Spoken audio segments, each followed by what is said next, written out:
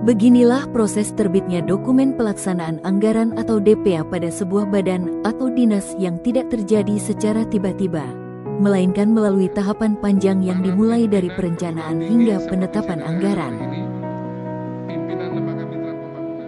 Tahap pertama dimulai dari Musyawarah Perencanaan Pembangunan atau Musrenbang. Pada tahap ini, usulan program dan kegiatan berasal dari masyarakat, pemerintah desa, kecamatan, hingga perangkat daerah. Semua usulan tersebut menjadi bahan awal penyusunan rencana kerja pemerintah. Selanjutnya, perangkat daerah menyusun rencana kerja atau renja. Dokumen ini berisi rencana program, kegiatan, dan subkegiatan yang akan dilaksanakan dalam 1 tahun anggaran, yang tentunya disesuaikan dengan prioritas daerah dan pagu indikatif. Setelah renja disusun, proses berlanjut ke penyusunan kebijakan umum anggaran dan prioritas plafon anggaran sementara, atau KUA PPAS.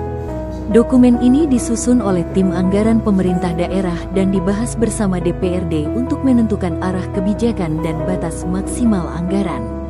Setelah KUA PPAS disepakati, masing-masing perangkat daerah menyusun rencana kerja dan anggaran atau RKA. Di dalam RKA inilah seluruh rincian anggaran disusun secara detail, mulai dari program, kegiatan, subkegiatan, hingga belanja seperti perjalanan dinas, pengadaan barang, dan lainnya. RKA yang telah disusun kemudian dibahas dan diverifikasi oleh tim anggaran pemerintah daerah. Jika sudah sesuai, dokumen ini menjadi bahan penyusunan rancangan peraturan daerah tentang anggaran pendapatan dan belanja daerah atau RAPBD. RAPBD kemudian dibahas bersama DPRD. Proses ini cukup penting karena melibatkan persetujuan legislatif.